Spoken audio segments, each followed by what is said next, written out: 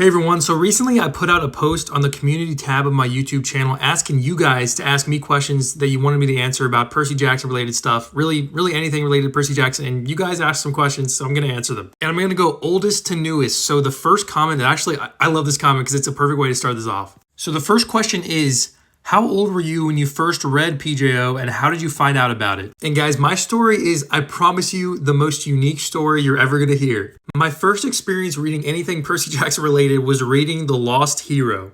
So basically what happened was, it was probably after school one day and I was pooping. So I was sitting there pooping and I saw a book sitting on a stool in the bathroom. And so naturally I picked it up. I don't know why I did, but I picked it up. And it was this book called The Lost Hero. It turned out that my brother had accidentally left it there because he was reading it, but he just left it. He was probably reading it in the bathroom while he was pooping. And so then I saw it, and so I grabbed it and started reading it. I probably started reading it while I was pooping, and then I kept reading it after that too. So yeah, I literally read the entire Lost Hero. I didn't know who Percy Jackson was. I didn't know when they mentioned Percy Jackson's name. I had no idea who they were talking about. And I obviously had no idea who Jason, Piper, and Leo were, and neither did anybody else who was even a Percy Jackson fan before that. But I didn't know who Annabeth was. I didn't know who Chiron was. So like, I should not have enjoyed that book that much, but I still did for some reason. So after I finished reading that, I talked to my brother about it, and he was like, oh yeah, there's a series before this called Percy Jackson and the Olympians that you should read. It's really good. It's like a prequel series to this. Although it's not really a prequel series because it came out before The Lost Hero, but you get what I mean. So I was like, okay, yeah. And I think I went to my school library and found the books there, and I just read them all. And keep in mind, this is after The Lost Hero came out. So this is in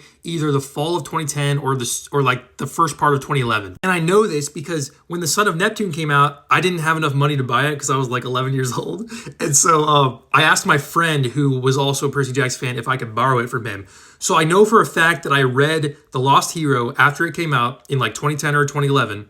And then I read all of the Percy Jackson books before The Son of Neptune came out in October of 2011. So like I was actually stoked for The Son of Neptune coming out because I'd caught up with all the books at that point. But yeah, so that's the story of how I came to read Percy Jackson. I've read it many times since then. I've read all the series many times since then, mostly Percy Jackson and Heroes of Olympus. Those are such good series. But let's go back really quickly to how old I was because that was part of the original question. The Lost Hero came out in late 2010 and I turned 11 in May of 2010. So I was 11 years old when I read all these books. Although I might have been 12 when I read some of the Percy Jackson books. I don't remember. I was 11 or 12 when I read the 5 Percy Jackson books plus The Lost Hero. So yeah, that means right now, next month, I am turning 26 years old. I've heard from a lot of people that I look younger than that, but I am 25 right now. It's crazy. But yeah, that's it for this video. I'll be answering more questions in the future from that post that I put out, so stay tuned. And go ahead and let me know in the comment section your experience with Percy Jackson. I'd love to hear about you guys.